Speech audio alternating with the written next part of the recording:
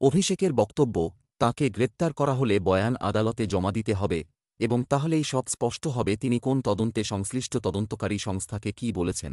এরপরই ডায়মন্ড হারবারের তৃণমূল সাংসদ বললেন, আমার বিরুদ্ধে যদি প্রমাণ থাকে তাহলে ইডি আদালতে জমা দিচ্ছে না কেন?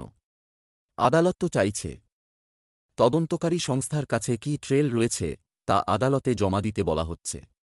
কে বারণ করছে ইডিকে? আমি ইডি দপ্তরের বাইরে দাঁড়িয়ে ইডি অফিসারদের চ্যালেঞ্জ করে যাচ্ছি, আমার বিরুদ্ধে কিছু থাকলে আদালতে জমা দিন। কেউ বারণ করছে না। তৃণমূলের সর্বভারতীয় সাধারণ সম্পাদকের বক্তব্য, যদি তাঁর বিরুদ্ধে কোনো প্রমাণ যদি আদালতে জমা দেয় তাহলে আদালত তাঁকে রক্ষাকবচ দেবে না। ইডির প্রশ্নবাণ সামলে সিজিও কমপ্লেক্স থেকে বেরিয়ে আরও আগ্রাসী মেজাজে তৃণমূলের সর্বভারতীয় সাধারণ সম্পাদক অভিষেক বন্দ্যোপাধ্যায়। কেন্দ্রীয় তদন্তকারী সংস্থার অফিসের বাইরে কার্যত চ্যালেঞ্জ ছুড়ে দিলেন অভিষেক।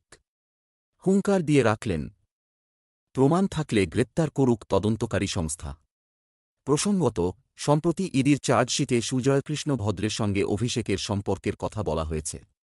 সেই নিয়ে সাংবাদিকরা প্রশ্ন করতেই তৃণমূল সাংসদ জবাব, তাহলে ইডিকে বলুন আমাকে গ্রেপ্তার করতে। ইডি ছাড়ছে কেন? ইডিকে সরাসরি চ্যালেঞ্জ ছুড়ে দেন অভিষেক। বললেন, আমি চ্যালেঞ্জ করে যাচ্ছি, ক্ষমতা থাকলে, বুকে দম থাকলে আমাকে গ্রেপ্তার করুন।